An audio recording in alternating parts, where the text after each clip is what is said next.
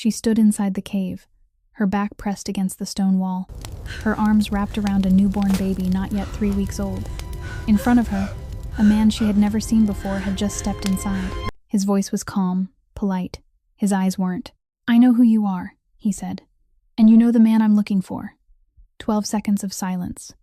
She heard the wind whistling outside the mouth of the cave, the baby's breathing, the pounding of her own heart. In her hand, there was only a small knife. The same knife she had held since the first night, the night when everything began. He made her an offer. Freedom, erased debt, money, everything she needed, in exchange for only one answer. And for those few seconds, she truly considered it, because she was human, because she was exhausted, because the offer was so reasonable it felt terrifying. But to understand why she was standing here, inside a cave of stone, in the dead of winter, alone with a baby and a man hunting the only person she trusted, you need to go back 3 months, to the night she lost everything. Maren Holloway, 27 years old, 7 months pregnant.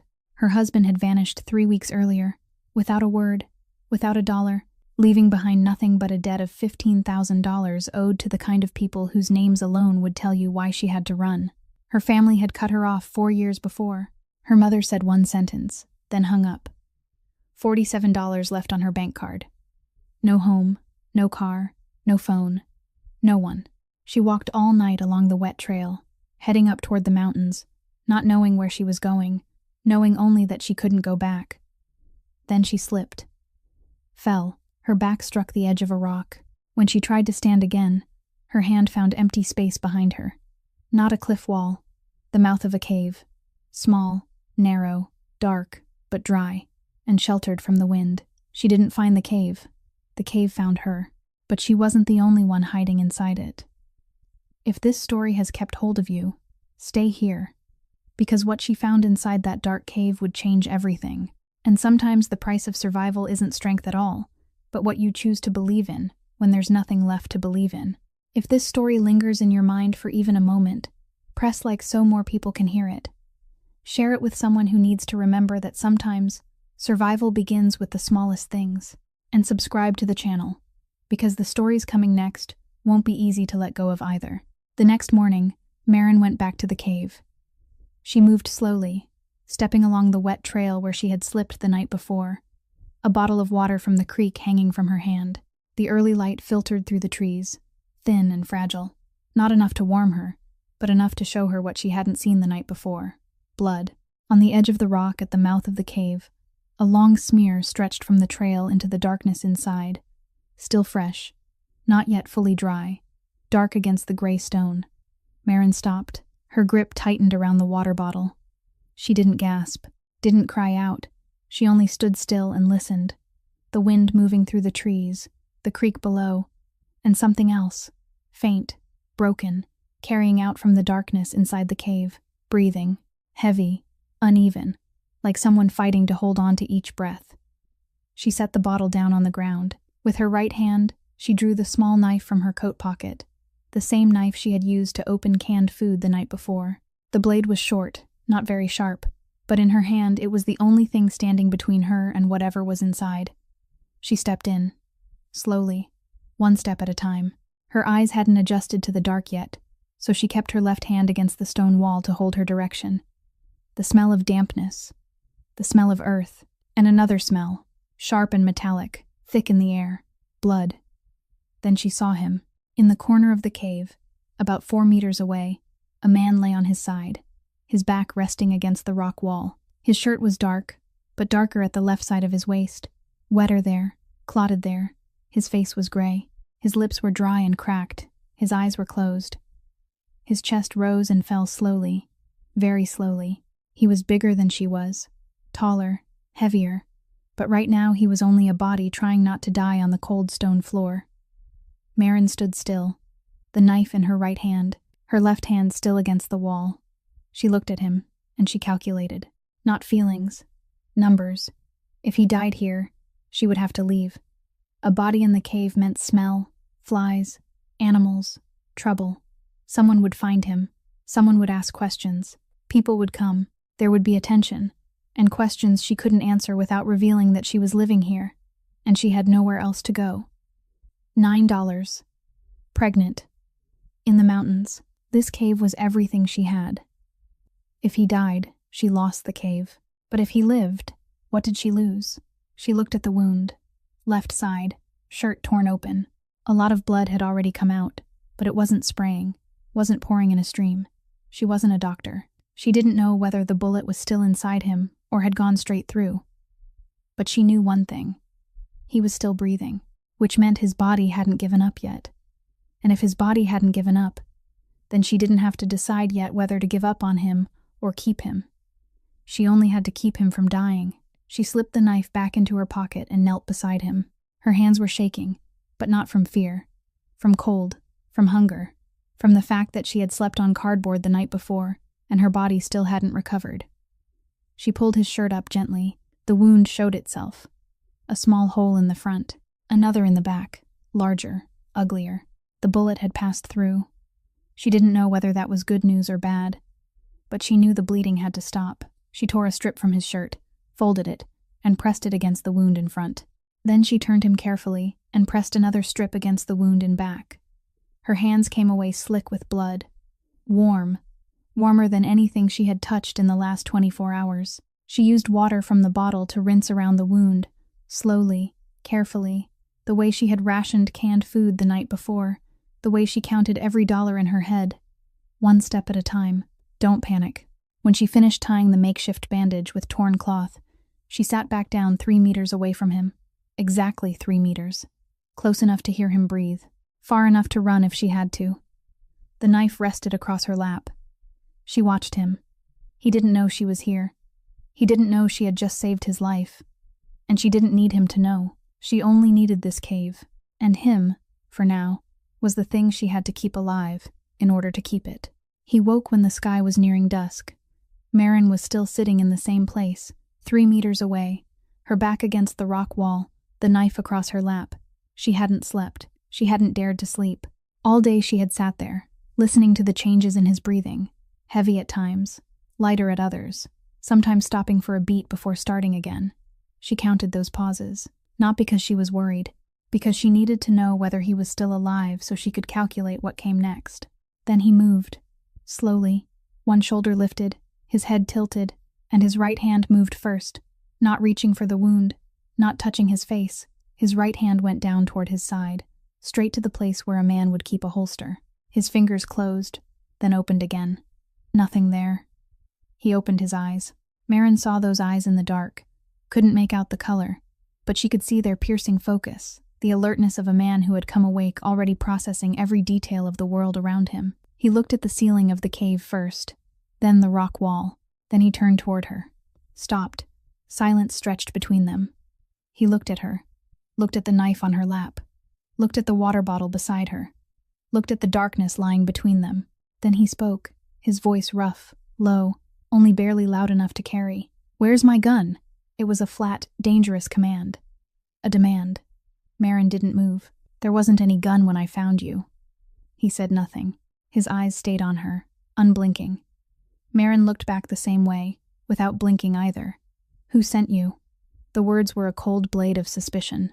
The same voice, calm on the surface, but with something hard underneath it. Something cold, like a man used to asking, and used to getting the truth in return. "No one sent me. This is my cave." "Your cave. I was here before you." Silence again. He looked down at his side, saw the cloth bandage she had tied there. His left hand touched the edge of the fabric lightly, feeling the knot, checking the work. Then he looked back at her. His expression changed, not much, only slightly, like a man who had just added one more fact to the equation in his head. "You did this."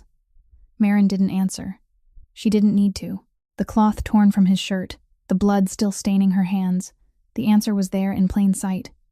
He tried to sit up. Slowly, teeth clenched, breath cutting sharp through his teeth. His back found the rock wall on the other side. Now they were sitting across from each other, one on each side of the cave, with exactly 3 meters between them. Darkness lay in the middle like a wall neither of them could see through. He asked one more question. "You're here alone." Maren heard what sat beneath the words. Not concern. Assessment. He was assessing whether she was dangerous, whether anyone stood behind her. whether she was worth worrying about, the same way she had assessed him while he lay unconscious. Only now he was doing it with his eyes open. "Yes," she said, "and I'd like to keep it that way." She let the silence stay there for a moment. Then she spoke again, her voice not loud, not soft, steady, clear. Each word placed exactly where she wanted it. "You stay on that side. I stay on this side. No questions about the past. No questions about real names. You don't go out in daylight unless I know about it. And you don't bring anything here that smells like trouble." He looked at her. For a long time. He didn't argue. Didn't nod. He only looked, as though weighing how far he could trust her. Or perhaps weighing whether he still had enough strength left not to trust anyone at all. Then he closed his eyes. Not in agreement. Because the pain was too much for him to keep sitting upright. His body slipped slightly downward, his back easing onto the stone again, his breathing growing heavy once more. Maren sat still, the knife on her lap. 3 meters of darkness between them. She didn't know who he was. She didn't know who had shot him, why he had crawled here, why his hand had gone searching for a gun before it searched for the wound. She didn't know any of it. But she knew one thing. He was alive, and as long as he stayed alive, this cave was still hers. In the days that followed, a rhythm took shape inside the cave. One neither of them had discussed, one neither of them had agreed to, and yet it formed all the same. Maren woke before dawn, carried the water bottle down to the creek, filled it, and brought it back. She divided what remained of the canned food into small portions, each one enough for a single meal, no more. She counted in her head. 4 cans of beans left, 2 cans of corn, 1 can of fish. If she divided them carefully, there was enough for 5 days, maybe 6 if she ate less. She always ate less. She began setting rabbit traps near the creek, using string pulled from nylon bags and branches bent into shape. It wasn't a skill anyone had taught her. It was something she had pieced together on her own, trying, failing, then trying again. The first trap caught nothing. The second caught nothing too. The third, after 2 days, caught a small rabbit. She dressed it with the same knife she used to open cans, her hands shaking but never stopping. Through all of it, the man lay on the other side of the cave. He slept often, woke rarely, but whenever he was awake, he didn't stare at the ceiling of the cave. He watched her. Maren knew because she felt his gaze like a physical weight, a silent observation that missed nothing. He watched the way she lined up the cans along the rock wall, each one spaced exactly a handspan apart. He watched the way she poured water into a cup, only half a cup each time, never full. He watched the way she went out every morning, always at the same hour, always in the same direction, always returning within the span of time she had set for herself. He said nothing. No praise, no criticism, no advice. He remained a silent observer, and Maren recognized the intent behind that silence. It wasn't curiosity. It was the cold scrutiny of a strategist. He was reading her, the way she read the numbers in her head every day. She let him watch. She didn't hide anything. There was nothing to hide. She was a pregnant woman trying not to die on a mountain. That was all. Then one morning, she noticed it. Every night before sleeping, she left the water bottle near the mouth of the cave, in the same place, the same bottle, always there. That morning, when she picked it up, the water inside was still liquid, not frozen. She looked outside. On the trail, a puddle left from the night before had skinned over with a thin layer of ice, not thick, but enough to see. She looked back at the bottle in her hand. Liquid, completely liquid. She didn't understand why. She knew nothing about geology, about limestone, about the way the earth could hold warmth under its surface, but she noted it. The way she noted how many cans were left, how many days remained, how many steps it took from the cave down to the creek. She noted it, and she kept going. That night, she placed the water bottle in the same spot again. The next morning she checked it, still liquid. Outside it was colder than the day before. She said nothing to anyone, because there was no one to tell. The man on the other side of the cave was asleep, or pretending to be asleep, and she couldn't tell which. She only set the bottle down, took a drink, and began the new day. But from that morning on, every day she checked the water bottle. Every day she compared the cave to the world outside it, and every day, the answer was the same. The cave was warmer, not by much, but enough to keep the water from freezing. She didn't know yet what that meant. She didn't know it would save her. She only knew it was different. And in her situation, different meant it mattered. On the 7th day, he stood up. Maren was outside at the creek getting water when she heard movement from inside the cave. Not the shifting sound she had heard every other time, but the sound of footsteps. When she turned back, he was standing there, one hand braced against the rock wall, the other pressed to his side, his face white with pain but his legs holding steady. He didn't look at her. He looked out through the mouth of the cave, at the light, at the trail, at the trees, at the lay of the land. His eyes moved slowly, methodically, from left to right, from near to far, like a man drawing a map inside his head. Maren set the water bottle down and said nothing. From that day on, he began to move. Slowly, in short distances, only a few steps at a time, before sitting back down again. But each day he went a little farther. He changed his own bandages, doing everything with his left hand while his right stayed pressed to his side. She noticed he never groaned. Not once. When the pain hit, he clenched his teeth, breathed through his nose, and stayed silent. Like a man who had known pain for so long that pain no longer seemed worth reacting to. Then, that same afternoon, it happened. Maren was sitting near the mouth of the cave, undoing one of the rabbit traps, when she heard footsteps on the trail. Heavy, careless, dragging. A man appeared from around the bend, middle-aged, in a dirty coat, stumbling as he walked. Drunk. Maren went rigid. She hadn't even had time to react before the man saw the mouth of the cave, saw her, and started heading this way. He said something, loudly, the words slurred and unclear. Maren stepped back once, her hand reaching for the knife in her pocket. Then she felt movement behind her. She didn't hear it. She felt it, like the air itself had changed. He stepped out from the mouth of the cave. Not fast, not slow. He simply stepped forward, his back straight even though his side still hurt, his shoulders open, his head level. He didn't look at Maren. He looked straight at the drunken man. Then he stopped. Silence. He said nothing. He just stood there. The drunk stopped too. Less than 5 meters separated them. The drunk looked at him, and Maren saw something shift across the man's face. It wasn't obvious fear. It was instinct. The kind of instinct people feel when they realize they're standing in front of something more dangerous than they are. He said only one sentence. His voice was low, not loud, not threatening, calm in the way a man sounds when he's talking about the weather. Keep walking. There's nothing here. The drunk stood still for 1 second. Then 2. Then he turned and walked away without looking back. Not one word. He disappeared around the bend in the trail as if he had never been there at all. He turned back into the cave without looking at Maren. His steps slowed again, his hand pressing his side, the pain returning the moment he no longer needed to stand straight. He sat down in the same place as before, closed his eyes, and breathed heavily, as if none of it had happened. Maren stood at the mouth of the cave, looking at the spot where the drunk had stood, then looking back inside at him. And she understood something she had felt since the first day, but hadn't yet known how to name. This man wasn't ordinary. Not because he had been shot, not because he could endure pain without a sound, but because of the way he stood, the way he looked at someone, the way one ordinary sentence from his mouth could make a man larger than him, heavier than him, turn around and leave without asking why. That wasn't strength. It was power. The kind of power that doesn't need to explain itself, doesn't need to prove itself, only needs to be present.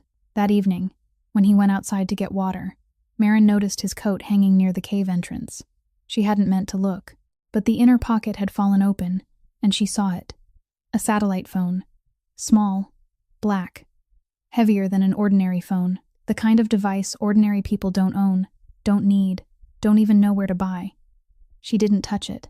She put the coat back exactly where it had been, folded in exactly the same way. But that night, lying on the flattened cardboard, her back turned toward him, one hand resting on her belly, she thought about that phone, about the way his hand had searched for a gun before his eyes had even opened, about the way the drunk man had walked off without once looking back. And for the 3rd time since that first night, she wondered who, exactly, she had let into her life. That night was colder than any of the nights before. Maren built a fire the way she always had, feeding in small, dry twigs, waiting for them to catch, then stacking larger wood on top. The flames rose fast, hot and bright, but the wood burned through in less than 2 hours. She had to get up in the middle of the night to add more. then more again. By morning, the pile of firewood she had spent an entire afternoon gathering was nearly half gone after just one night. She sat there looking at what was left and did the math. If it burned that fast every night, she didn't have the strength to gather enough for a whole week, let alone an entire winter. He sat on the other side of the cave, his back against the rock wall, silent, tracking her movements with a familiarity that needed no words. Then he spoke, his voice calm, his eyes not on her but on the ashes. "You're wasting wood." Maren turned toward him, not angry, not offended, just waiting, because she knew that sentence wasn't criticism, it was the beginning of something. He rose slowly, crossed to the woodpile, and crouched beside the fire pit now gone dark. He picked up several small pieces of wood, snapped them shorter, and arranged them in a low pyramid over the bed of ash. Then he tucked bits of dry bark into the center and lit them. A small flame caught in the bark, burning slowly, spreading to the smaller wood. He didn't add the larger logs. He waited until the small wood had burned down into a bed of red coals, the coals resting on the old ash, giving off an even heat. No tall flame, but real heat, steady heat. Only then did he place 2 large logs on top, not stacked one over the other, but side by side, slightly angled, leaving room for the air to move beneath them. The larger wood didn't flare up. It caught slowly from below, from where it touched the coals. It burned at a measured pace, even and low, not bright, but holding its heat far longer than the way Maren had been doing it. He didn't explain, didn't say do it this way, didn't say don't do it that way. He simply did it, then returned to his old place. Maren stared at the fire. She understood immediately. Coals first to make the base, large wood after to carry through the night. Simple. But she had been building fires the wrong way for 10 straight days without knowing it.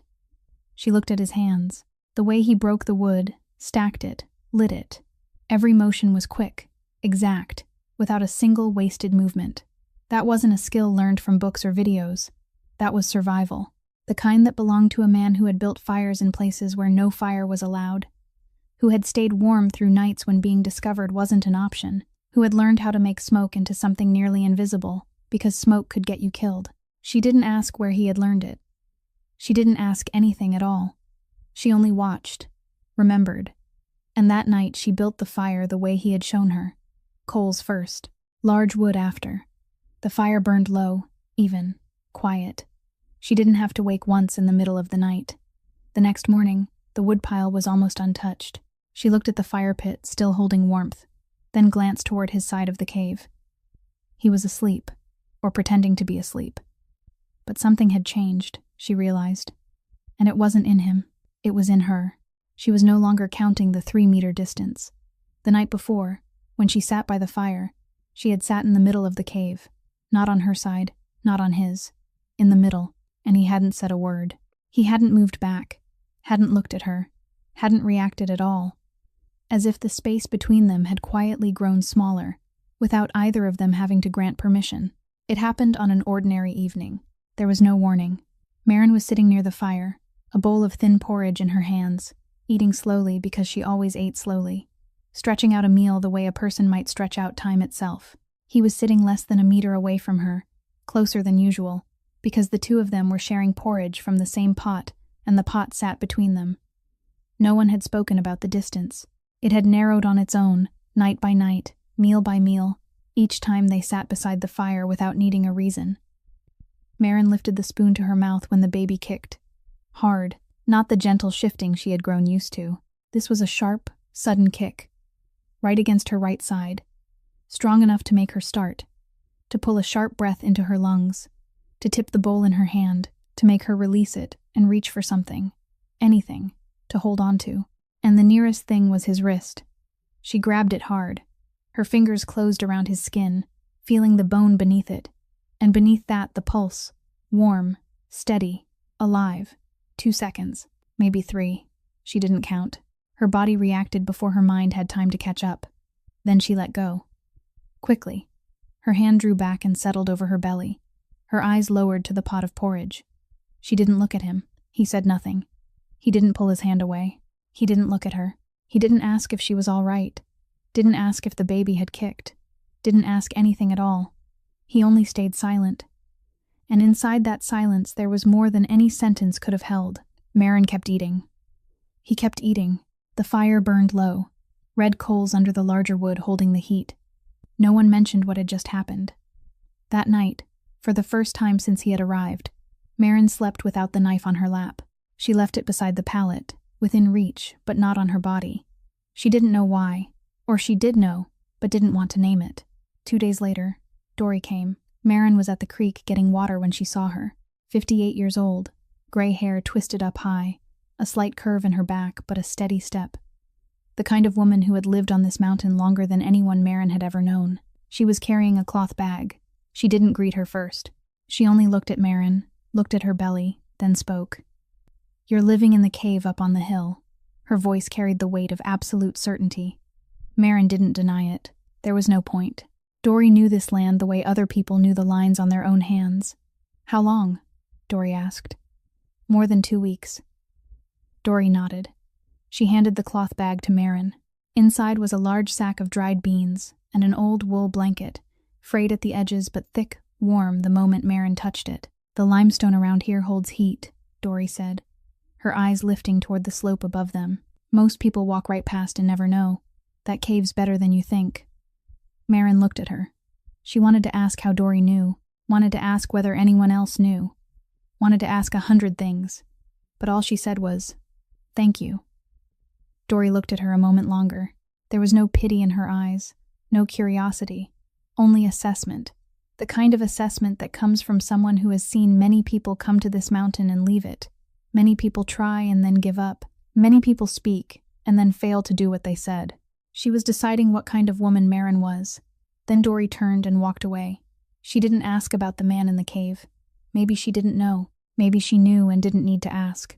Maren couldn't tell. But she knew one thing. Dory wouldn't tell anyone. That evening, Maren spread the new wool blanket over the pallet and cooked the dried beans in the small pot over the bed of coals. The cave was warm, the fire steady, the smell of simmering beans filling the small space. He sat on the other side, his eyes closed, but Maren knew he wasn't asleep, because when she ladled the beans into a bowl and set it beside him, he opened his eyes at once. Not slowly, not drowsily. At once. Like a man who had never truly slept deeply a single day in his life. That night he couldn't sleep. Maren knew because she could hear the change in his breathing. Not the breathing of a man in pain, but the breathing of a man who was somewhere else entirely inside his own mind. He lay still, eyes open, staring at the ceiling of the cave. But his eyes weren't seeing stone. His eyes were fixed on something farther away, something deeper, something only he could see. Soren remembered that night. The woods west of Blackthorn, the dirt road leading to the old quarry, the place he had gone hundreds of times over the last 10 years. Hollis was driving. As always, Hollis always drove, always sat in the left seat, always kept his right hand on the wheel and his left hand on his thigh, always calm, always precise. 10 years. Soren remembered Hollis the first time. Young, lean, sharp-eyed, a man who listened more than he spoke. Soren remembered what he had thought then, that this man would never betray him, that loyalty like this couldn't be bought because it wasn't for sale. 10 years later, the car stopped in the middle of the dirt road. Hollis killed the engine. Silence. Then Hollis turned to look at him. No hurry. No tension. He only looked, with the same expression Soren had seen on his own face when he looked at other men just before making a decision. And he understood. In that instant, before Hollis spoke, before the gun came out, he understood because he recognized that look. It was his own look. Hollis had learned it from him. "Nothing personal," Hollis said, his voice level, neither cold nor warm, only level. "It's just numbers. $2,300,000 hidden across 3 shell companies. An arms route running through the old quarry worth twice that much." Hollis had done the math. He had finished the math a long time ago. Soren was only the final subtraction in an equation Hollis had been writing for months. 3 meters, the space between the 2 men inside the car. Hollis didn't need to stand up, didn't need to move back, didn't need to run. 3 meters was close enough not to miss, and far enough that the blood wouldn't stain his shirt. The gunshot. 1 shot. Clean. Soren felt the force slam into his side before he felt the pain. His body lurched to the right, his shoulder striking the car door, his hand searching for the holster at his waist. But Hollis had already taken it. Hollis had thought of everything. Always. Because Soren had taught him to think of everything. Soren fell out of the car. Cold ground. Dark sky. Warm blood running through his fingers. He heard the car door shut. Heard the engine start. Heard the tires on the dirt road. Hollis didn't look back. Didn't check. Didn't fire a second shot. That was the only mistake. Or maybe it was a choice. Because Hollis thought one shot was enough. Because Hollis believed in his own numbers. And the numbers told him that one bullet from that distance, into that spot, was enough. But the numbers were wrong. And Soren was still breathing. He crawled. He didn't know for how long. Didn't know how far. Trail, hillside, stone, trees, then the mouth of a cave. Dark, narrow, but dry. He crawled inside, then knew nothing more, until he opened his eyes and saw her, sitting 3 meters away. The same distance Hollis had sat when he shot him. But her hand held a knife, not a gun. And she didn't shoot. She bandaged his wound. 3 meters. A distance close enough to kill a man. Also close enough to begin trusting one. Soren lay in the cave, eyes open, staring at the stone overhead. On the far side of the fire, Maren slept, her breathing even, one hand resting over her belly. He looked at her, and for the first time in many weeks, he didn't think about Hollis. He thought about how the 3 meters between them were growing shorter. Maren saw him first. She was walking down to the creek for water, morning cold in the air, frost still clinging to the grass, when she sensed that something was wrong. Not a sound. The absence of sound. No birds calling. Usually the trail always held the noise of birds, the skitter of squirrels, the rustle of leaves. That morning, there was only silence. She stopped, set the water bottle down. Her right hand found the knife in her coat pocket. Then she saw him, a man standing beneath the maple tree near the creek, about 20 meters away. Young, around 30, in a dark jacket. A small backpack slung over one shoulder, standing still but with his eyes moving. He hadn't seen her yet, but he was studying the hillside, looking upward from below, methodically, section by section, with the kind of focus that belonged to someone searching for something specific, not a local. People from around here didn't stand still and study the mountain. They walked it, worked on it, passed through it without stopping to stare at the slope, as if they were reading a map.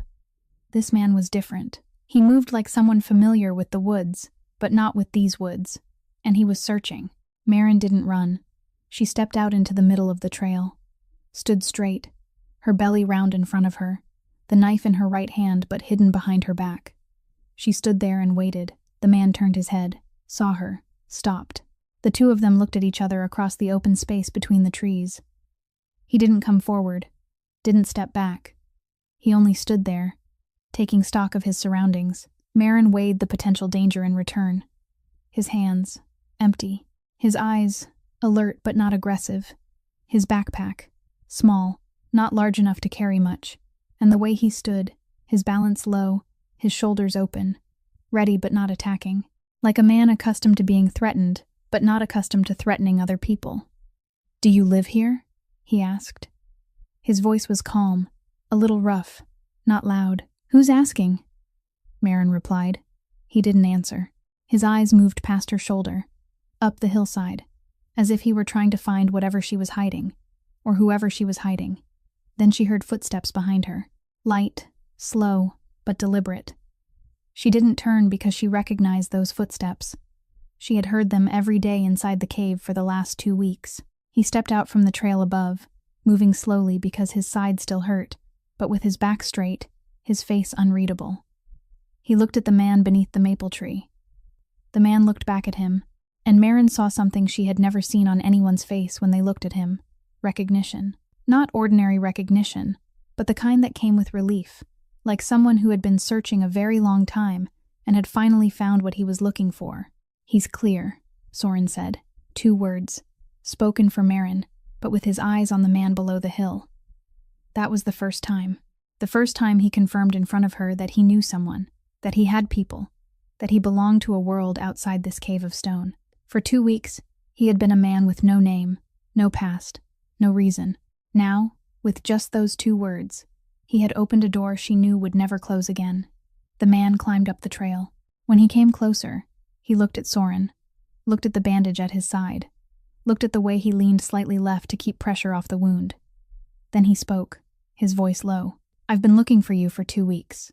Soren didn't answer. He only turned and started up the trail leading back to the cave. Pike followed him.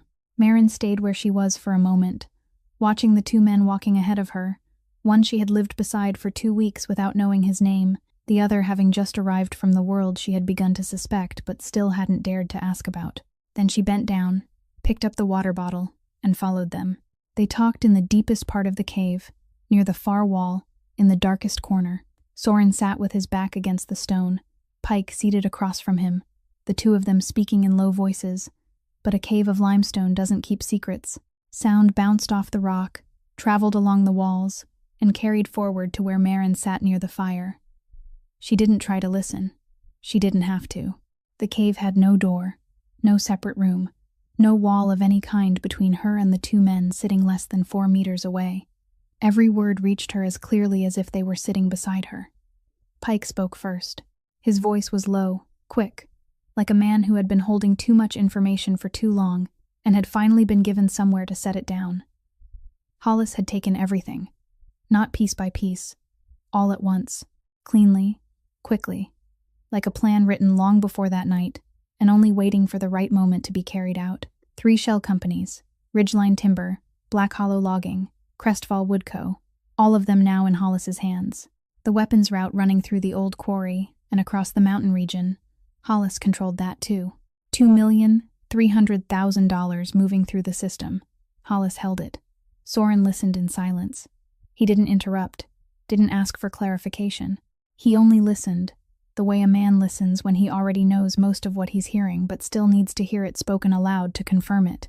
Then, he asked a question. His voice didn't change, calm and steady, like he was asking about the weather, Garrity, and Webb.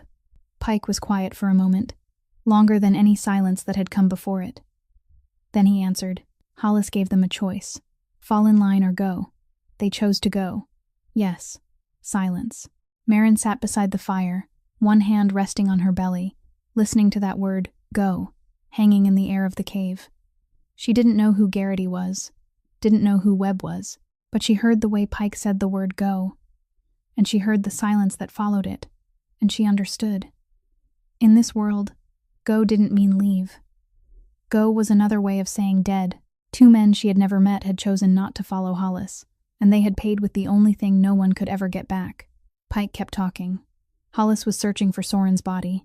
Not searching for Soren, searching for the body, because Hollis believed he was dead. But no body meant no certainty, and Hollis didn't tolerate uncertainty. He had already sent men into the western woods, to the place where the car had stopped that night, and the search was spreading outward from there. It hadn't reached Blackthorn Creek yet, but it was getting close. He won't stop, Pike said, not because of hate, because as long as you're alive, he doesn't really own any of it. The $2,000,003 in those 3 companies. The route. All of it. As long as you're still breathing. It's all stolen property. He needs you dead to turn stolen property into assets. Soren didn't answer.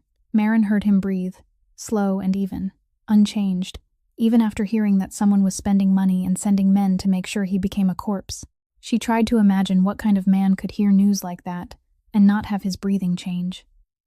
Then she remembered the way his hand had searched for a gun before his eyes had even opened, the way he had sent the drunk man away with one sentence, the way his hands had stacked wood, quick and exact, like a man who had lived in darkness longer than he had lived in light. And she understood. He wasn't calm because he was brave. He was calm because this was his world. This was normal for him. Betrayal, manhunts, death, none of that was an exception. It was the rule of the game. And he had been playing that game longer than she had been living the life she thought was hers. Pike left the cave before dark. He moved fast, silent, disappearing along the trail, as if he had never been there at all. Soren remained seated at the far wall, silent. Maren didn't turn to look at him. She sat beside the fire, her hand still resting on her belly, her eyes fixed on the red coals. She thought about $2,300,000. She thought about the $47 she had once had. She thought about Garrity and Webb, 2 names she hadn't known that morning and by nightfall knew belonged to dead men. And she thought about herself, sitting inside a limestone cave, pregnant, $9 left on her card, sharing that space with a man someone was willing to pay to have killed. She didn't panic. She handled the information the way she handled the water bottle every morning, by taking note, by measuring, by calculating. But this time the numbers weren't about temperature, they were about probability. And the probability was changing. She waited until the fire had burned low. Red coals, the larger logs holding the heat. Just enough light to see each other's faces, but not enough to read expression clearly. That was when she spoke. She didn't stand, didn't turn to look at him. She stayed where she was, eyes on the fire, voice even, neither loud nor soft. "Who are you?" It was a stark demand for the truth, echoing off the stone. There was no curiosity in it, no fear, no anger. It was a demand. The way he had demanded answers from her on that first night when he woke. Now it was her turn. Silence stretched out between them. The coals crackled softly. Wind whispered at the mouth of the cave. Maren waited. She was good at waiting. She had waited for 2 weeks, waiting for him to say something, anything, without her having to ask. He hadn't, so now she asked. Then he answered. He didn't look at her. He looked at the fire, at the coals, at something inside the flames that only he could see.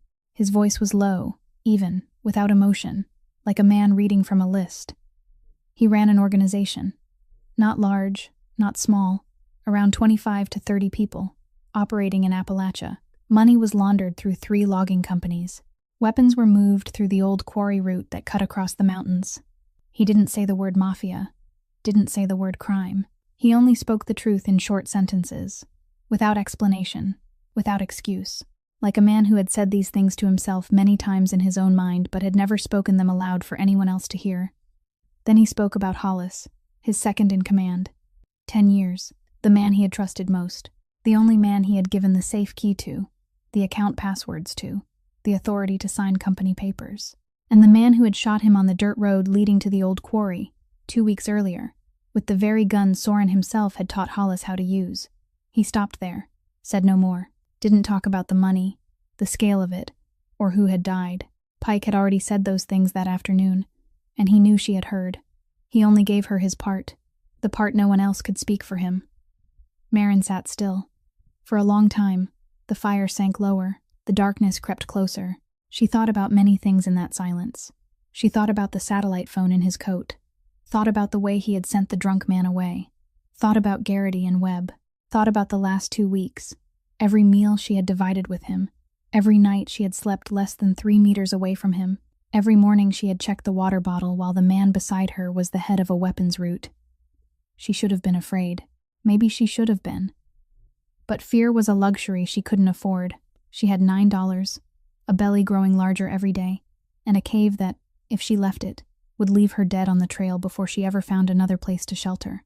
She asked only one question. "Do they know about this cave?" "No. Keep it that way." Then silence again. She didn't declare that she was staying, didn't declare forgiveness, didn't declare trust.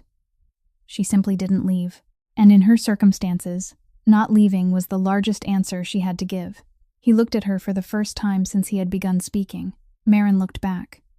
In the red glow of the coals, their eyes met. There was no promise in that look, no gratitude, no love, or anything else people know how to name. There was only a silent acknowledgement that both of them were here, in this cave of stone, with winter coming down around them, and neither of them had anywhere else to go. That night Maren lay on the pallet, the wool blanket Dory had given her pulled up to her chest, one hand resting on her belly. She didn't fall asleep right away. She thought about the phrase money laundering, thought about the word weapons, thought about the way he had spoken those words no differently than she would have said canned food or creek water. Ordinary. That was what ordinary looked like in his life. And now, somehow, his ordinary was being laid over hers. Inside the same cave, beneath the same heat holding stone. And if you think that was the hardest decision she had to make, stay here, because what happened next would show that her husband's $15,000 debt wasn't just a number. It was a wire leading a killer straight to the mouth of the cave. 40 miles west of the cave, in the back office of Ridgeline Timber headquarters, Hollis Crane sat behind the oak desk that had belonged to Soren Voss 3 weeks earlier. The room hadn't changed at all. The same desk, the same chair, the same locked filing cabinet with its coated latch. Only the man sitting behind the desk was different. Hollis hadn't redecorated, hadn't moved a single thing. He sat there and worked as if it had always been his place. On the desk were 3 folders: Ridgeline Timber, Black Hollow Logging, Crestfall Wood Co., 3 companies legal on paper, 3 pipelines for laundering money in reality, timber revenue on the books, weapons revenue underneath, $2,300,000 cycling through the system, month after month, moving in and out through invoices for lumber sales, through transport contracts, through logging trucks whose cargo beds weighed more than timber alone could explain. Hollis knew every number. He had managed this side of the business for Soren for 10 years. Now he was managing it for himself. But there was one problem. Soren wasn't dead. Or more precisely, Hollis hadn't proved that Soren was dead. No body. Not enough blood to draw a conclusion. No trail after that night except a smear of blood on the dirt road leading into the woods. And then nothing.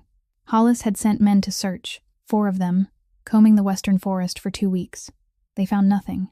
And that was what kept Hollis awake at night. Not fear. Hollis didn't fear Soren. He had shot Soren with his own hand from a distance of 3 meters. He didn't fear a man he had already shot. He feared uncertainty. Because as long as there was no body, the $2,300,000 sitting on his desk were still stolen goods, not assets. And Hollis didn't want to possess stolen goods. He wanted to possess assets. That afternoon, he opened another file. Not a company file. A bad debt list from the casino the organization controlled in the eastern part of Appalachia. The list was long, most of it made up of small amounts. A few hundred here, a few thousand there. Nothing worth his attention. But one name made him stop. Boyd Holloway. $15,000. Debt from 6 months earlier, paid twice at the beginning, then vanished. Normally Hollis would have skimmed right past it. 15,000 was a small number in his world, but the note beside the entry made him read it again. Wife, Maren Holloway, pregnant, disappeared with him. Blackthorn Creek area. Blackthorn Creek, the same mountain region where his men were already searching for Soren. Hollis didn't believe in coincidence. He didn't believe in anything that couldn't be explained by logic. A man owing money to the organization disappeared. His pregnant wife disappeared at the same time, in the same area where Soren had vanished after being shot. 3 disappearances, same region, same time. Hollis picked up the phone. 1 call. Brief. He sent a man down to the little town at the foot of Blackthorn Mountain. Ask questions. Gently. Don't draw attention. 2 days later, the answer came back. The woman at the second-hand store remembered clearly. A young woman, pregnant, alone, bought canned food, candles, an old sleeping bag, paid with a debit card, asked for directions up the mountain, didn't give a name, didn't say where she was going, but the direction she headed was toward Blackthorn Creek. Hollis set the note down on the desk. He looked at the 2 names. Boyd Holloway, Soren Voss. 1 debtor for $15,000. 1 debtor for $2,300,000. One man's wife disappeared in the same region where the other man was hiding. Hollis didn't know yet that Maren and Soren had found each other. Didn't know they were sharing the same cave. Didn't know that the pregnant woman who had bought canned food with her debit card was the same woman cleaning and bandaging his enemy's wound every day. But he would know, because 2 hunts were now running side by side, and they were beginning to cross. And in the kind of irony no one had recognized yet, Maren Holloway, the woman abandoned by her husband over a gambling debt, was being kept alive by the very man who had once stood at the top of the system that created that casino in the first place. The man who had indirectly taken $15,000 from her life. The man who had indirectly driven Boyd into debt and driven her into that cave. Soren Voss didn't know that. Maren didn't know that. But Hollis was starting to put the pieces together. And once he finished assembling the picture, the road leading to the mouth of the cave would be shorter than anyone inside it could imagine. Soren began changing the cave the very next day.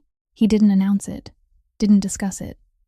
Early that morning, when Maren woke, he was already outside at the mouth of the cave, carrying stones, one by one, each about the size of a knee, the flat kind scattered across the hillside. He stacked them across the entrance, not building a straight wall but laying them at angles, uneven, leaving irregular gaps, copying the way stone naturally breaks and falls. Maren stood watching for a moment, then understood. He wasn't building a wall to hold in heat. He was building camouflage. From the trail below, looking up, the cave mouth would disappear. leaving only a stretch of gray rock, no different from the rest of the hillside. No one passing by would look up and think there was a cave there. She didn't ask why. She knew why. Pike had brought the warning. Hollis was searching, and Soren was preparing for the day Hollis reached this place. She began carrying stones with him. No one assigned the work. She saw him do it, and she joined in. He carried the larger rocks. She carried the smaller ones. He set the lower stones in place. She tucked the smaller ones into the gaps. Her hands hurt. Her back ached. Her belly grew heavier with every passing week. But she didn't stop, because she understood the thing he never said aloud, that this wall wasn't meant to protect the cave. It was meant to protect her. It took 3 days to finish. When it was done, Maren stood below on the trail and looked up. The cave mouth was gone. There was only rock, hillside, and silence. She gave a small nod. He stood beside her, looking up too, and nodded once as well. Neither of them said a word. Then Soren did one more thing.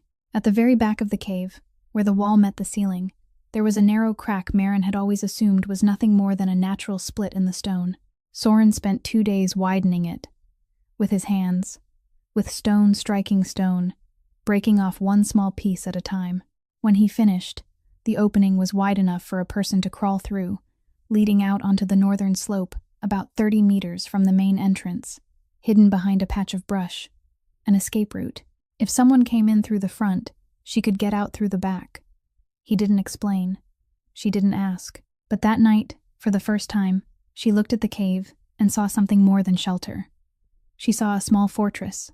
Ugly, crude, but with 2 exits and a wall no one would ever notice. Winter arrived for real in those days. The temperature dropped fast. The wind grew harsher. The trees along the hillside stood stripped bare. Every morning, Maren checked the water bottle. Every morning, the water inside the cave was still liquid. Outside, the puddles on the trail froze thicker with each passing day. She still didn't understand the reason, but she trusted the result. The cave held warmth, steadily, reliably. The two of them began chopping wood together. Soren used the large knife Pike had left behind, splitting smaller trunks into even pieces. Maren stacked them, counted them, sorted them. The smaller wood for building coals went on one side. The larger wood for holding heat through the night went on the other. They worked side by side, saying little, but moving in rhythm, like two people who had learned to read each other's motion without needing instructions. His hands split. Her hands stacked. The woodpile grew larger by the day. Then Dory came. Afternoon. Gray sky. Bitter wind. She climbed the trail more slowly than the last time, a cloth bag in her hand, with 2 more old wool blankets folded inside. She stopped at the camouflaged stone wall at the cave mouth, studied it for a moment, then stepped through the narrow opening Soren had left. Inside, she saw him. For the first time, Soren sat beside the fire, his back straight, his eyes on her. She looked back, looked at the scar along the left side of his jaw, looked at the way he sat, shoulders open, spine unsupported, like a man used to being ready, looked at the woodpile stacked along the cave wall, neat, abundant, more than a pregnant woman could have split by herself. She didn't ask his name, didn't ask where he came from, didn't ask why he was there. She only looked once more at the stacked wood and said, her voice calm, "That'll do." Then she set the blankets down beside Maren, turned, and walked back out without looking behind her. The pain came at midnight. No warning, no slow beginning, no time to prepare, only pain. Sharp, deep, tearing from low in her belly into her back, fierce enough to make Maren fold over on the pallet and suck in air through her teeth. She thought it was an ordinary contraction, the kind she had felt a few times in the past week. Pain that came and went, but this one didn't pass. It eased for a few minutes, then came back, harder, closer. And each time it returned, the space between the waves grew shorter. She lay still, both hands around her belly, eyes open in the dark.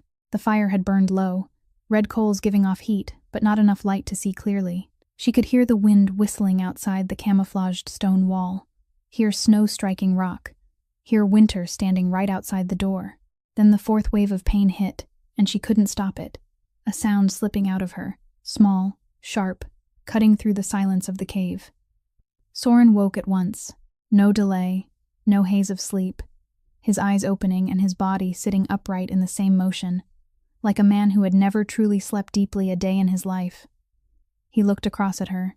In the red glow of the coals, he saw her curled in on herself, both hands pressed to her belly, her face tight, sweat beading on her forehead even though the air inside the cave was cold. He understood immediately. She didn't need to explain. He got to his feet. Fast. Too fast. His left side seized with a hard, bright burst of pain, but he didn't stop. He crossed to her, dropped to one knee, and for the first time since they had met, Maren saw something on his face she had never seen before. Fear. Not fear of death. Not fear of Hollis. Not fear of bullets or blood. Fear of something he couldn't control. He had controlled everything in his life. The organization, the money, the people, the decisions. But what was happening inside her body was completely beyond him. "Dory," Maren said, only one word. Through the pain, through her broken breathing, only that one word, and he understood. He stood, grabbed his coat, and opened the cave. Snow, wind, darkness. The hillside was white, the trail erased beneath fresh snow, the temperature outside lower than any night since winter had begun. Dory's cabin sat at the foot of the hill, about 20 minutes away on foot in daylight, on dry ground. At night, in snow, with the wound in his side not yet fully healed, it would take much longer. Soren stepped out. The first step sank to his ankle. The second slid, and he caught himself against the rock wall, his side flaring with pain, but he didn't stop. He went down the hill through the snow and darkness, one step at a time, each step hurting more than the one before, because the hillside was steep, and every time he planted his foot, the force drove into the left side, where the bullet had torn through him.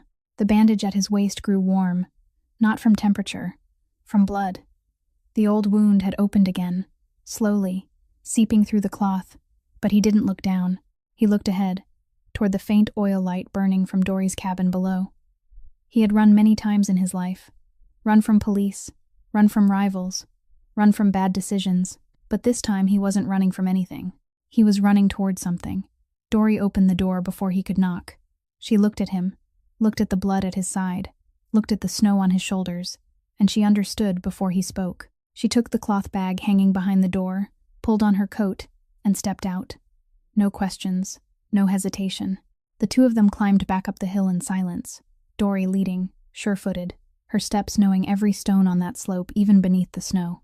When they entered the cave, Maren was lying on the pallet, both hands gripping the thick wool blankets, her breathing short, fast, broken apart. Dory crossed to her, set the bag down, and looked. One look, a few seconds, enough to assess what she needed to know. Then she turned to Soren. Outside, 2 words. A voice that didn't allow argument. Soren stepped back, didn't protest. The first time he had taken an order from anyone without needing a reason. Inside, Dory worked. Calm, exact, her hands moving like a woman who had brought many babies into the world on this mountain. She didn't talk much. Only when she had to. Breathe. Slow now. Hold on. The fire burned steadily. Red coals, large logs holding the heat. The cave stayed warm. The stone held. Time moved slowly and quickly at once. Pain, sweat, the sound of Maren breathing, the sound of Dory's voice, the wind outside the stone wall. Then the cry. Small, fragile, real. The cry cut through every other sound. Through wind, through stone, through winter, through everything. Maren fell back onto the pallet, her chest rising and falling, her eyes heavy but open. Dory wrapped the baby in wool and laid her beside her. "A girl," she said. Maren looked down, and everything else disappeared. No Mafia, no winter, no past, no debt, no cave, no one. Only the baby. Small, red, wrinkled, eyes closed, mouth open, alive. Outside the cave entrance, Soren stood with his back against the rock wall. Snow settled on his shoulders. Blood seeped slowly through the bandage at his left side, soaking into the waistband of his pants. He heard the baby's cry carry out to him, and he stood still. He didn't go in, not because anyone had forbidden him, because he understood this wasn't his moment. It belonged to her, to the baby, to something cleaner, purer than anything his hands had ever touched. He stood there, in the snow, in pain, in silence, and looked into the cave without stepping across the threshold. Winter arrived in full during the week after the baby was born. Not the slow, cold Maren had grown used to in the weeks before. This was cold that came down all at once. Heavy, thick, unmoving. The wind didn't stop. Snow covered the trail completely, then hardened into a thin skin of ice across the surface. The creek slowed, the water thicker now, heavier, as if the whole stream itself were trying not to freeze. Down in the cabins scattered through the valley, people were starting to have trouble. Dory told her when she came up to visit, her voice calm, as if she were talking about the weather. 2 families east of the creek had run out of wood earlier than expected. A man living alone in a cabin near the old wooden bridge had left in the middle of the night, leaving his door open and his stove gone cold. Another family was waking 2 or 3 times every night just to feed the fire again because their cabin couldn't hold heat. The wind slipping through the cracks in the door, through the wooden floor, through every place that wasn't sealed. Winter spared no one. Inside the cave, Maren followed the system. Every morning, before the baby woke, she checked the water bottle at the mouth of the cave, still liquid. Every morning, she checked the bottle outside the entrance, resting on the stone beyond the camouflaged wall, frozen solid. Every evening, she built the fire the way Soren had taught her. Small wood first, to make coals. Large wood after, to hold the heat. No more, no less. Never more because the cold felt worse than usual. Never less because she wanted to save it. The same amount, the same method. Every night, the system had no room for emotion, no room for fear or hope, only numbers, rhythm, repetition, and the system worked. Every morning, the cave was warmer than the world outside. Not by much, but enough. Enough for the baby girl to sleep through the night on the pallet, wrapped in Dory's wool blankets, never once exposed to the cold outside that was tearing through everything beyond the stone wall. Enough that Maren didn't have to wake in the middle of the night to feed the fire the way people did down in the valley. Enough to stay alive. Soren chopped wood every day, less than before, because his side still hadn't fully recovered from the night he ran through the snow to get Dory. The old wound had opened again, healed slowly, and hurt whenever he lifted his arm above his shoulder. But he didn't stop. Every morning he went outside, chopped, carried the wood in, stacked it along the wall, then sat down and breathed through the pain. Maren didn't tell him to rest. She knew he wouldn't listen. And she knew the woodpile had to grow, had to be enough, because winter didn't care who was hurting and who wasn't. Dory came one afternoon after the hardest windstorm of the season so far. She looked more tired than usual, her cheeks red from the cold, her breath white in the air. She stepped through the narrow opening and stood still inside the cave for a moment, looking around, looking at the steady fire, looking at the wood stacked along the wall, looking at the baby asleep on the pallet, looking at Maren sitting beside her, one hand resting on the baby's back, her eyes calm. Then she spoke. My husband stayed up all night feeding the fire. The cabin was as cold as the outdoors. She looked around the cave one more time. Yours wasn't. Maren didn't answer. She knew. She had known from the first day when the water bottle hadn't frozen. She had known from every morning when the number inside the cave and the number outside it were not the same. She didn't understand the science, but she trusted the result. Dory sat down beside the fire and rubbed her hands over the red coals.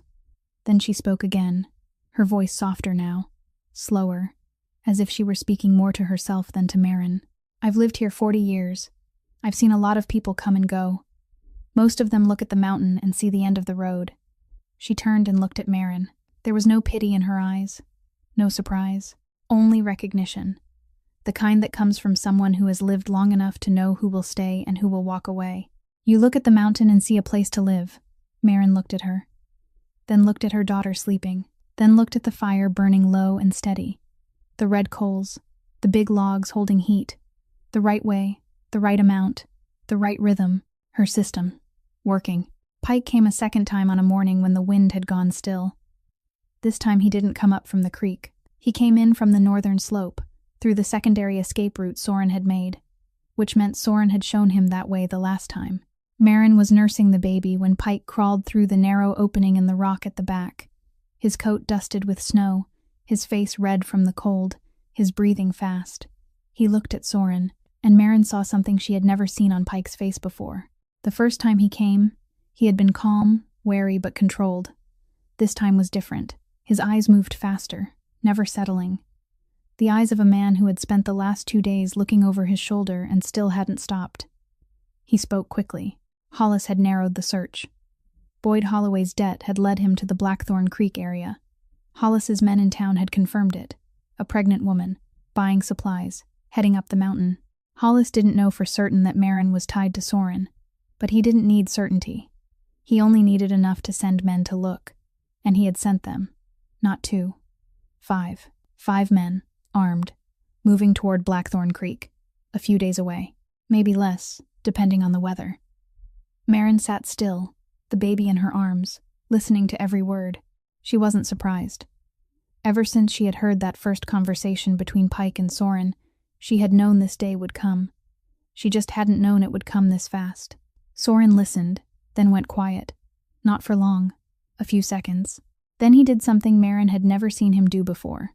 He picked up a small branch from the cave floor, knelt down, and began drawing in the dirt. Fast, without hesitation, the trail from the town up the mountain. One straight line. The creek, one curved line running beside it. The eastern slope, the western slope. Dory's cabin, a small dot at the base of the hill. The cave, a circle near the top. 2 entrances, 2 short marks. A high point overlooking the trail. 1 cross. The narrow stretch near the creek where the trail had to pass through the rocks. Another cross. His hand kept moving, quick and exact. Every line in the right proportion, the right distance. Like a man who had studied this land 100 times over and stored in his head every stone, every tree root, every place that could hide, could block, could be controlled. Pike crouched beside him, watching, nodding, now and then pointing to the rough map and saying something brief. Soren answered in even fewer words. The 2 men spoke in a language Maren didn't fully understand. Half strategy, half the habit of people who had worked together long enough not to need complete sentences. Maren watched Soren draw, and she realized something she had sensed only dimly until now but could finally see clearly. This was him.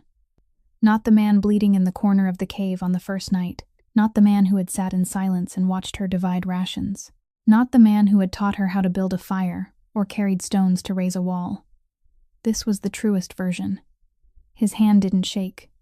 His eyes held no doubt, and his voice when he spoke to Pike carried something Maren hadn't heard before.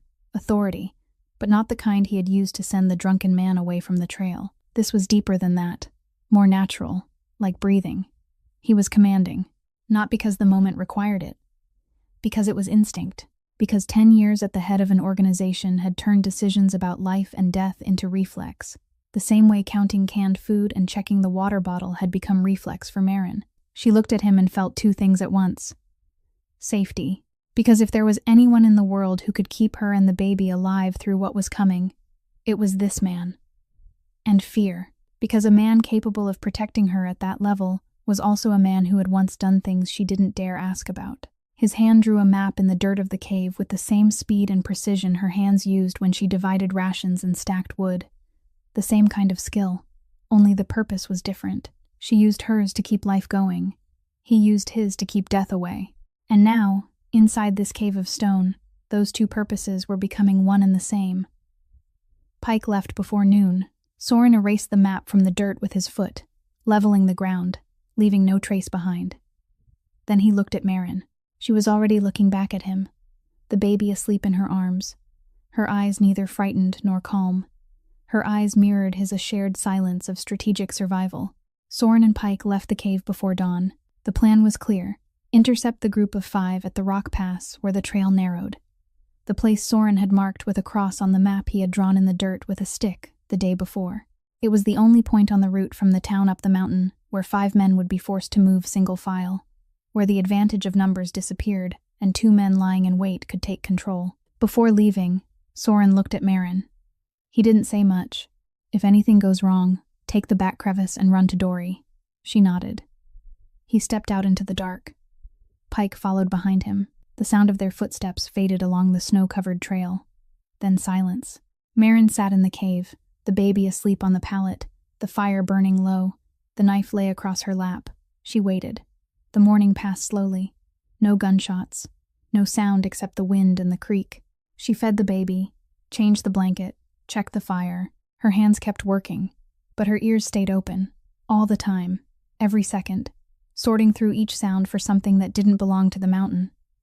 Then she heard it, not from the front, not from the cave entrance through the camouflaged wall, from the north, the slope on the far side, footsteps, slow, deliberate, moving over snow but trying to make as little noise as possible. Not Soren. Soren had gone from the front, not Pike. Pike had gone with Soren. These were unfamiliar footsteps. Maren pulled the baby tight against her chest. Her right hand found the knife. She backed toward the narrow crack in the rear wall, the escape route Soren had opened. Her back touched the cold rock. Her heart was pounding, but her hands didn't shake. Then the light at the cave mouth was blocked. A figure stepped through the opening in the camouflaged wall, ducking his head because the entrance was low, then straightened inside. Middle-aged, around 40. Neat, dark coat, clean, not carrying much snow, which meant he had a vehicle close by and had only walked the last stretch. His face was calm, not cruel, not hurried. His eyes moved slowly around the cave, taking in each detail. The fire, the pallet, the blankets, the canned food, 2 sleeping bags, 2 cups. The stack of wood lined along the wall, large, orderly, far too much for one woman alone. Then his eyes stopped on Maren, looked at her, looked at the baby in her arms, looked at the knife on her lap. "You're Boyd Holloway's wife." It was a cold statement of fact. His voice was gentle, even, the kind of voice that didn't need to be raised to be heard. Maren didn't answer. "Where is Soren Voss?" His tone left no room for denial. It was a demand wrapped in politeness, but underneath it was as hard as the stone of the cave. "I don't know anyone named Soren Voss." Maren's voice was steady. It didn't tremble. She was surprised that it didn't tremble. Hollis looked at her, for a long time. Then he let his eyes move around the cave once more, slowly, carefully, pausing at the 2 sleeping bags, pausing at the 2 cups, pausing at the stacked wood. Then he looked back at her. "You lie very well, but objects don't." Silence. The fire crackled softly. The baby shifted inside the blankets. The wind whistled outside. Then Hollis spoke again, and his voice changed. Softer now, more reasonable, more dangerous than any threat could have been. "Your husband owes the organization $15,000. He disappeared. The debt passed to you. That's the rule." He paused, looked at her, looked at the baby. "But I can erase it. All of it. The debt. Every bit of it. You and the baby walk away free. Money, too. Enough to start over anywhere you want. All you have to do is tell me where he is." Maren stood still, her back against the rock wall, the baby warm in her arms, and that offer sat in the cave like something with weight. Freedom. Safety. Money. Everything she had needed since the first night she slipped on the trail. Everything she had prayed for since Boyd vanished and her mother hung up the phone. All for one sentence. She considered it. Truly. Not as an act. Not to test herself. She weighed the choice in the heavy silence.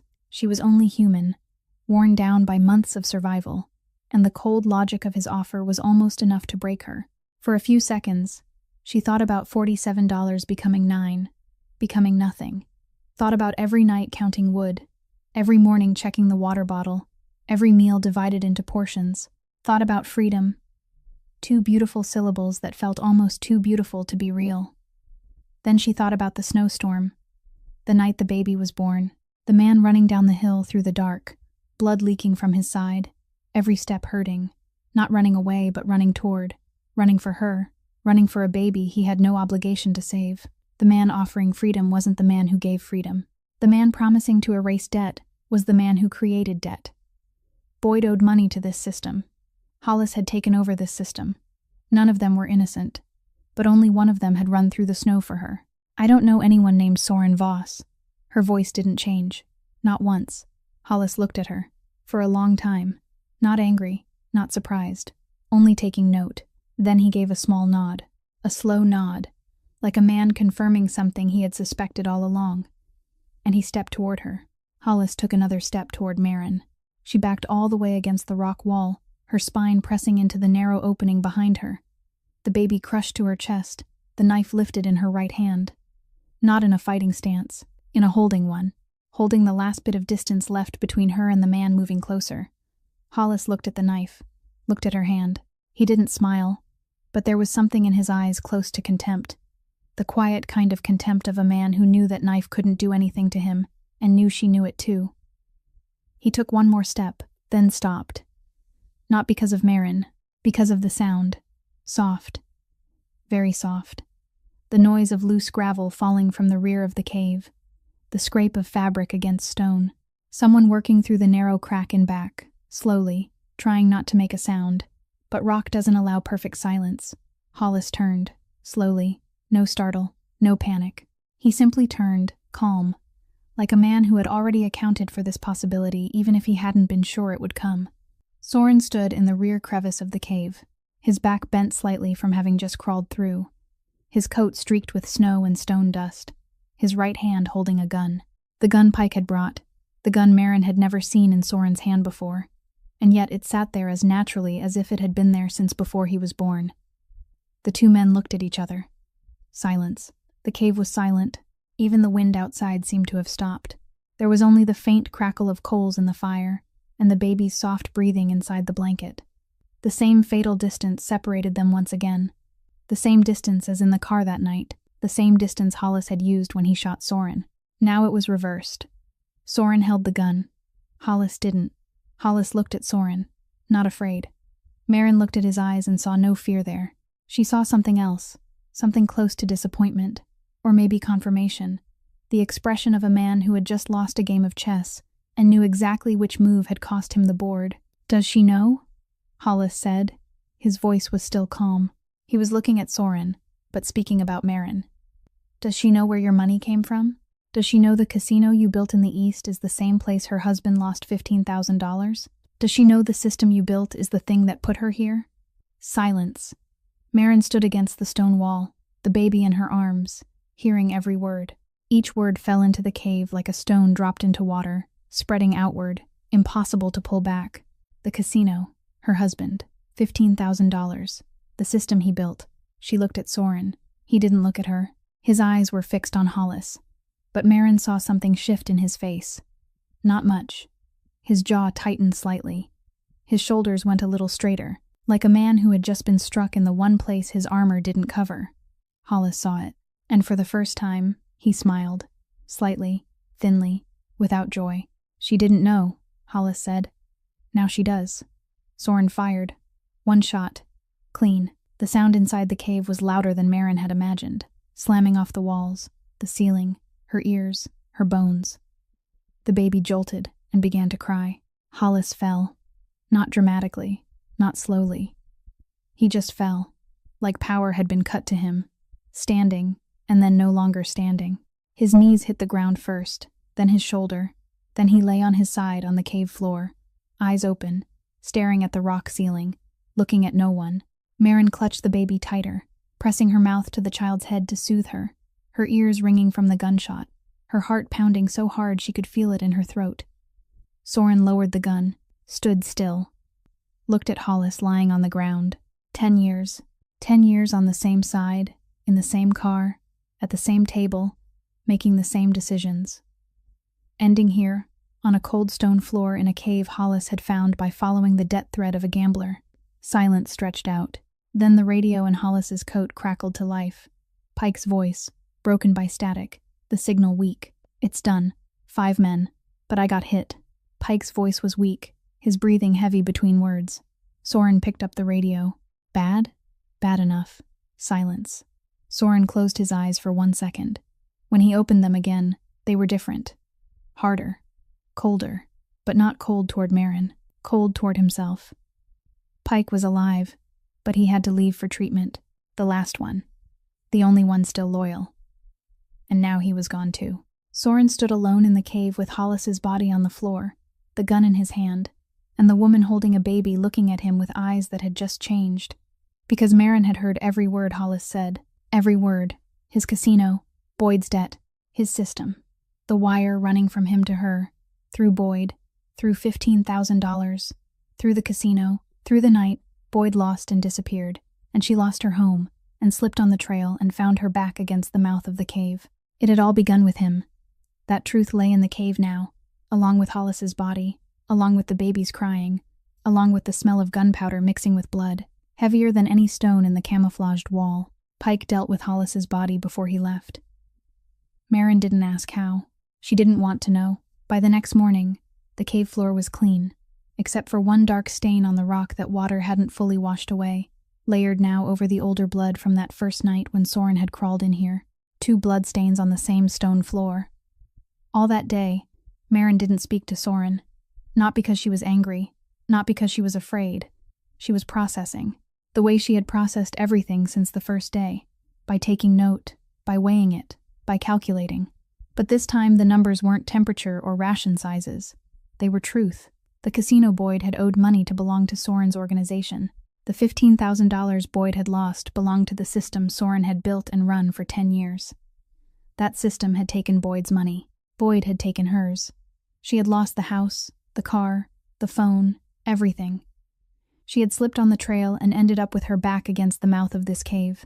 And inside that cave, she had found the man who stood at the head of the system that had, indirectly, driven her there. The circle closed so perfectly, it almost didn't feel real. That night, the baby slept. The fire burned low, red coals holding the heat. Maren sat where she always sat. Soren sat where he always sat. But the distance between them was wider than on any night before. Not 3 meters, not 1 meter, a distance that couldn't be measured in space at all. She spoke first.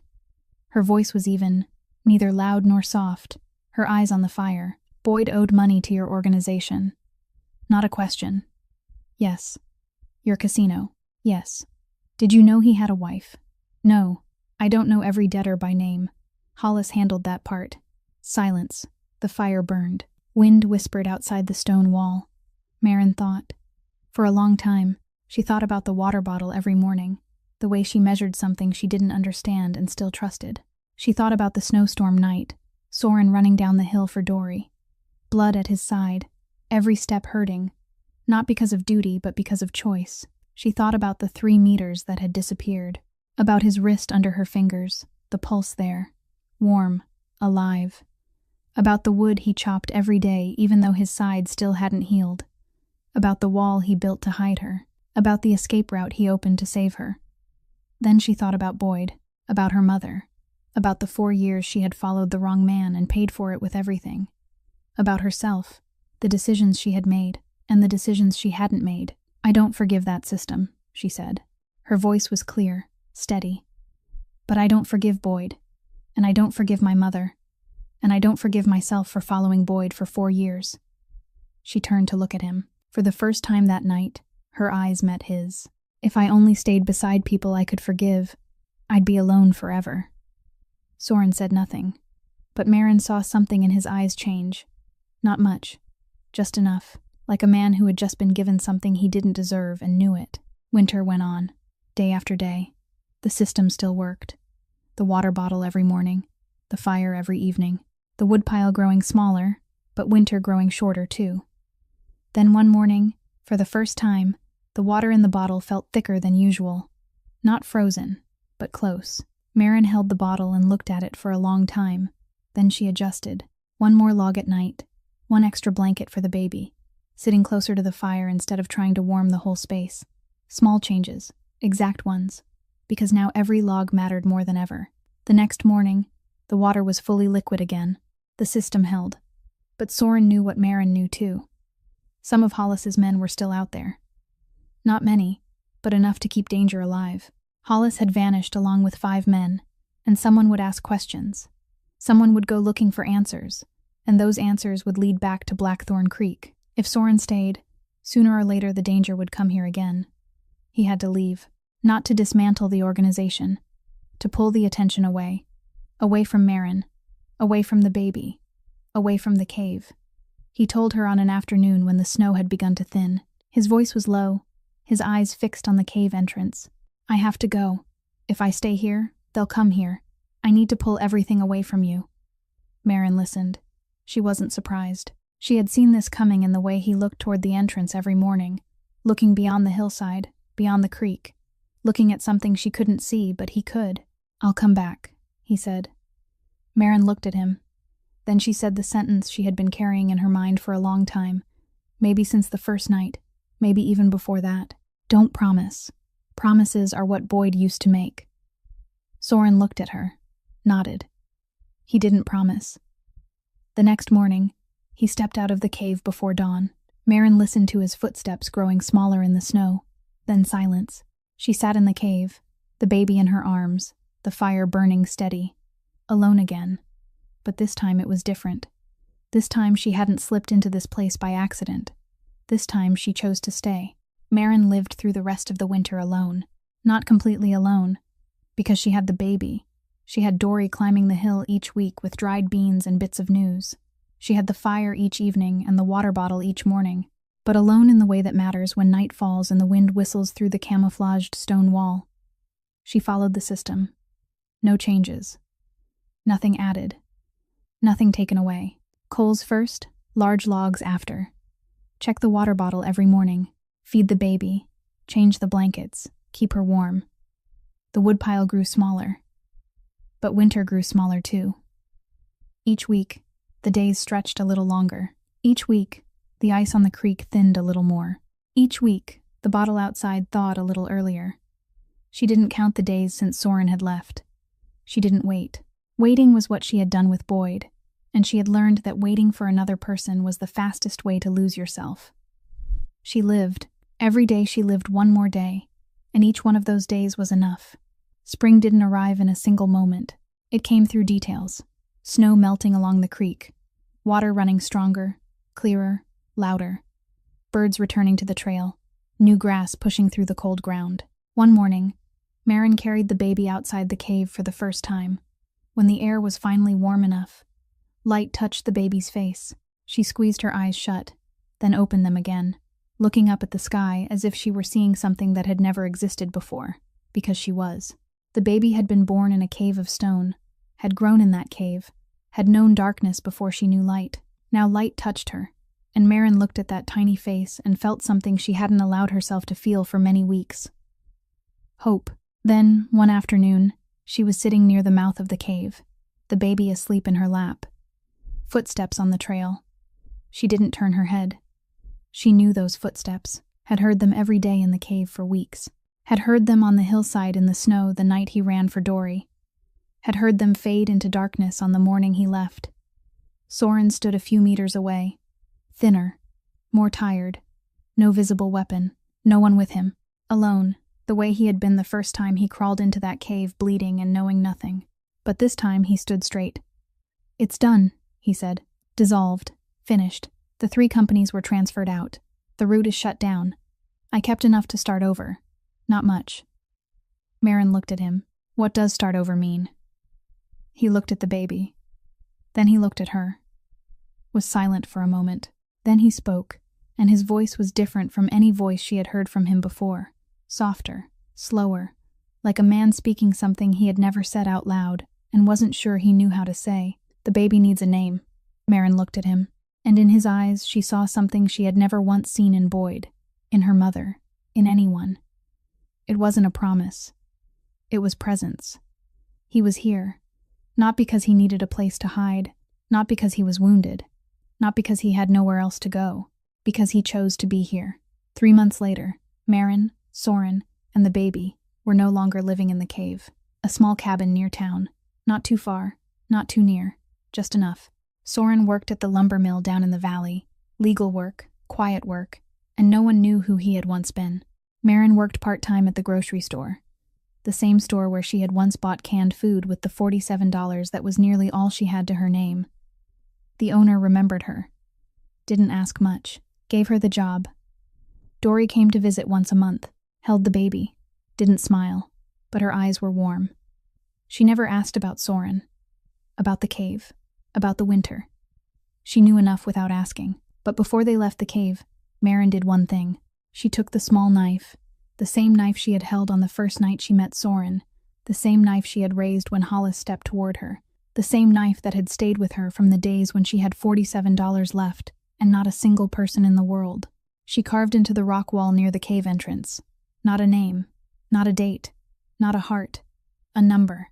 The number she had estimated for herself through the water bottle, through touch, through all those early mornings when she woke and knew she was still alive because the stone held warmth. A number no one had taught her to look for. a number she had discovered on her own when there was no one left in the world to ask. She placed her hand on the rock one last time. The stone was warm beneath her palm, holding the heat of the winter just past, of the fire, of the nights when two people sat near each other without needing to speak. Then she turned back. Soren was standing on the trail, the baby in his arms. He didn't rush her. He only waited. Maren walked to him, took the baby. The three of them went down the trail together. None of them looked back. The cave stayed behind, silent, steady, ready. And if one day someone slips on that old trail and feels their back rest against the mouth of that cave, they will see that number carved into the rock. They won't understand it. But maybe, like Maren, they will stay long enough to find out for themselves. Sometimes survival doesn't begin with strength. It begins with a small number no one notices, except the person who needs it most. And sometimes, when it seems we've lost everything, what saves us isn't a miracle or luck, but the patience to observe, the refusal to give up, and the courage to trust what we discover for ourselves, even when no one else in the world confirms it. If Maren's story touched you, even for a moment, press like so more people can hear it. Share this video with someone who needs to remember that sometimes survival begins with very small things.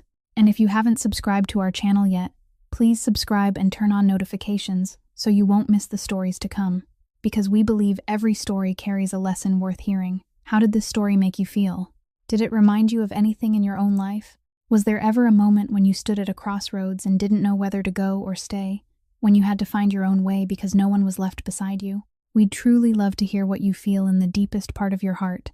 So please leave a comment below and let us share and connect with one another. We wish everyone watching this video good health, a joyful life, and days filled with peace and calm. Goodbye for now, and we'll see you again in the next video.